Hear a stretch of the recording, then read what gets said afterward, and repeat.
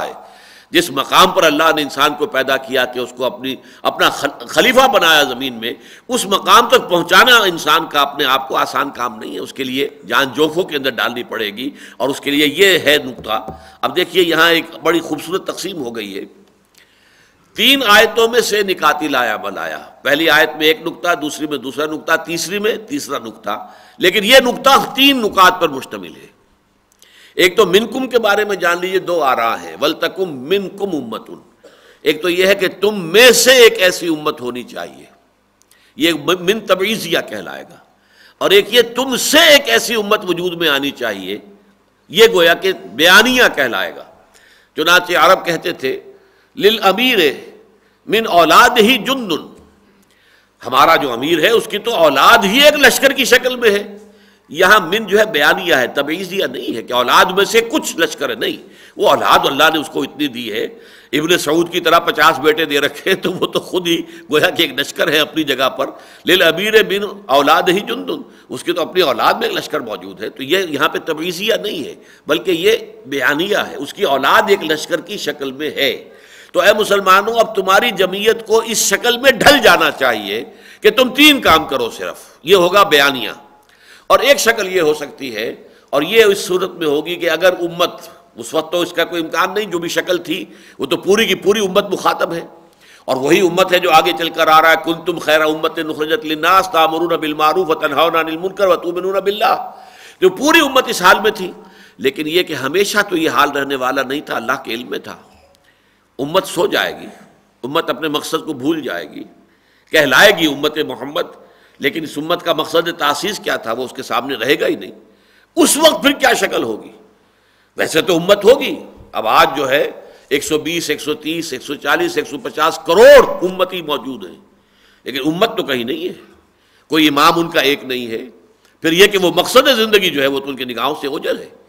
دنیا کی دوسری اقوام جس طرح اپنے لیے، اپنے مفادات کے لیے جد و جہد کرتی ہیں، اسی طرح یہ اپنے مفادات کے لیے، اپنے قومی مفاد کے لیے، اپنے ملکی مفاد کے لیے کوشش کر رہے ہیں، لہذا یہ دوسری قوموں کی طرح کی قوم بن گئے۔ اس وجہ سے ہو سکتا ہے جب یہ شکل ہو تو پھر اس امت میں سے ایک چھوٹی امت وجود میں آئے، جس کو ہم کہیں گے امہ ود ان امہ۔ جیسے آپ 2 الفاظ جو ہے استعمال کرتے ہیں، پارٹی ود ان پارٹی۔ ایک بڑی پارٹی تھی کانگریس، ایک اس میں فارورڈ بلاک تھا سبھاش چندر بوس کا، تھا کانگریس ہی کا حصہ، لیکن it was in it self a party, small party with in a big party. Congress بڑی پارٹی، اور وہ فارورڈ بلاک سبھاش چندر بوس کا، وہ اس کے اندر ایک سیکشن، اس کا ایک ٹکڑا، اس کا ایک حصہ۔ یا ہم کہتے ہیں اسٹیٹ ود ان اسٹیٹ، جیسے کہ قادیانیوں نے یہاں پہ ربوہ کو اپنی ایک ریاست بنایا ہوا تھا۔ ریاست پاکستان کی ہے لیکن ان کی اپنی چھوٹی سی ریاست اپنی جگہ پر تھی، علیحدہ ایک ریاست ہے، اسٹیٹ ود ان اسٹیٹ۔ اسی طریقے سے امہ ود ان امہ، اس بڑی امت میں کہ جو سو گئی ہے، ایک چھوٹی امت وجود میں آئے جن کو کہ یہ سبق اپنا یاد آ جائے، جو جاگ جائے وہ دوسروں کو جگائے، مل جل کر ایک چھوٹی امت بن جائے کہ جو یہ 3 کام کرے۔ وہ 3 کام کیا ہے؟ خیر کی دعوت نمبر 1، اور سب سے بڑا خیر یہ قرآن ہے۔ ہوا خیر مما یجمعون، جو کچھ بھی یہ لوگ جمع کرتے ہیں دنیا میں، مال اور دولت، جن جن چیزوں کی قدر ہے ان کے دلوں میں، ان سب سے بڑھ کر خیر اور قیمتی شے قرآن ہے۔ اسی قرآن کے حوالے سے وہ شخص جو قرآن کو پڑھنے پڑھانے کے لیے اپنی زندگی وقف کر دے، وہ سب سے بہترین انسان ہے۔ خیرکم من تعلم القرآن وعلمہ، تم میں سے بہترین لوگ وہ ہیں جو قرآن سیکھیں اور سکھائیں، پڑھیں اور پڑھائیں، سمجھیں اور سمجھائیں۔ تو اس اعتبار سے یدعون الی الخیر کے معنی ہوں گے یدعون الی القرآن، دعوت الی القرآن، بلاؤ قرآن کی طرف، دعوت دو قرآن کی طرف۔ اسی سے اس امت کے اندر اپنا مقصد کا شعور پیدا ہوگا دوبارہ، پھر یہ پوری امت جاگ جائے گی، ہوش میں آئے گی۔ اس وقت جو کچھ ہم کر رہے ہیں وہ گویا کہ اس آیت پر عمل کر رہے ہیں۔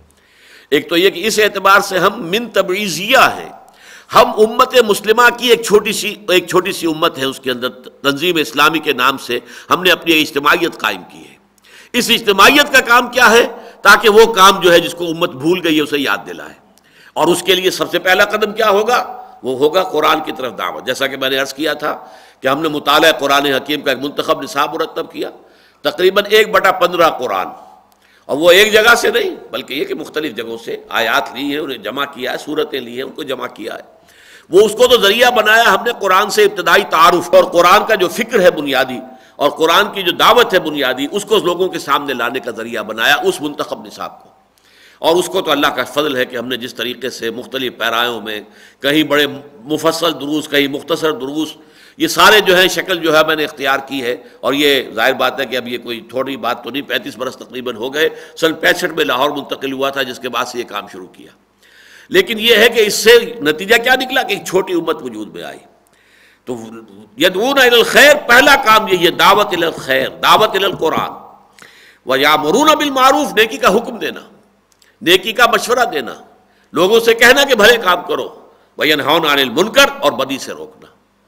وَأُولَٰئِكَ هُمُ الْمُفْلِحُونَ، اور صرف یہی لوگ ہیں جو فلاح پانے والے ہیں.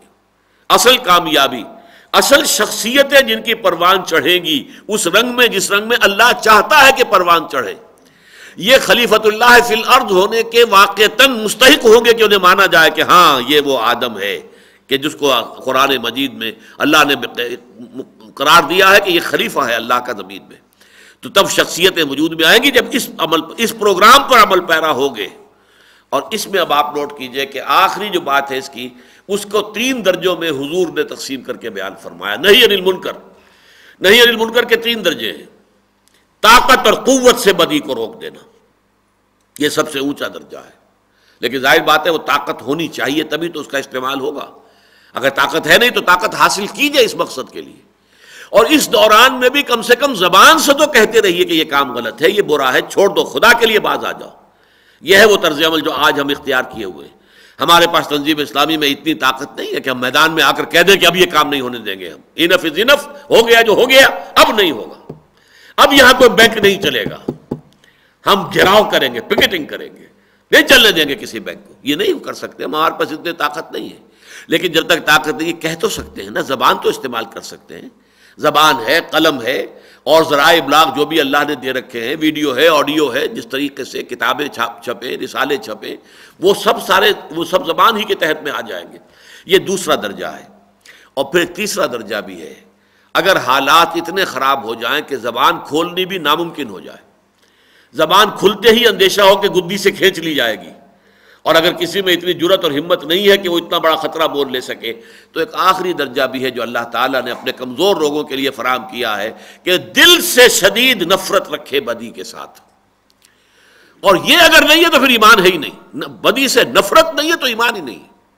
چنانچہ حدیث جو ہے حضرت ابو سعید خدری سے رضی اللہ تعالی عنہ 3 درجے حضور نے بیان کیے. حضور نے فرمایا من رأى منکم منکرا فلیغیرہ بیدہ، تم میں سے جو شخص بھی کسی بدی کو دیکھے اس کا فرض ہے کہ اسے طاقت سے روکے.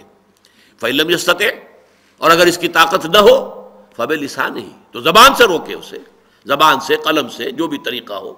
اور فإن لم يستطع، اس کی بھی ہمت نہ ہو، اتنا بڑا رسک بھی لینے کو انسان تیار نہ ہو، زبانوں کے گدی سے کھینچ لیے جانے کا اندیشہ ہو، زبانوں پر تالے پڑ گئے ہو، فبقلبہ، تو دل سے شدید نفرت رکھے. وذالک اضعف الایمان، اور یہ ایمان کا کمزور ترین درجہ ہے.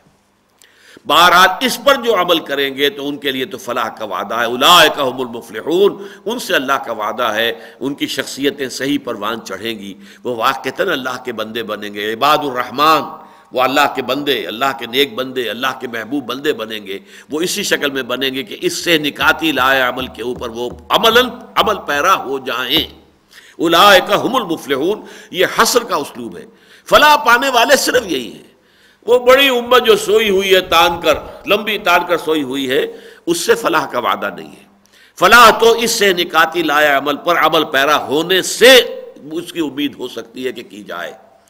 اب دیکھیے بقیہ آیات جو ہیں اس کی، اسی کی مزید وضاحت کہہ لیجئے، اس کی تاکید کہہ لیجئے، مثبت اور منفی انداز میں اس کو اور مزید اجاگر کیا گیا ہے. وَلَا تَكُونُوا كَالَّذِينَ تَفَرَّقُوا وَاخْتَلَفُوا مِن بَعْدِ مَا جَاءَهُمُ الْبَيِّنَاتُ، اور ان لوگوں کے مانند نہ ہو جانا جو متفرق ہو گئے، ٹکڑیوں میں بٹ گئے، اور جنہوں نے اختلاف کیا اس کے بعد کہ ان کے پاس بینات آ چکی تھی. اس میں سابقہ امت کے اندر جو تفرقہ پیدا ہوا اس کی طرف بھی اشارہ ہے، اور اب جو اس امت نے تفرقہ کیا ہے پیدا اپنے اندر حضور کے اعتبار سے، بینات آ گئی ہیں، قرآن مجید کی واضح آیات آ چکی ہیں، ان کے دل گواہی دے چکے ہیں کہ یہ اللہ کا کلام ہے اور محمد اللہ کے رسول ہیں، پھر بھی وہ اختلاف کے اوپر اڑے ہوئے ہیں. تو گویا کہ ان کی طرف بھی اشارہ ہو رہا ہے. ولا تکونوا کالذین تفرقوا واختلفوا من بعد ما جاءهم العلم واولئک لهم عذاب عظیم. یہ لوگ تو وہ ہیں کہ جن کے لیے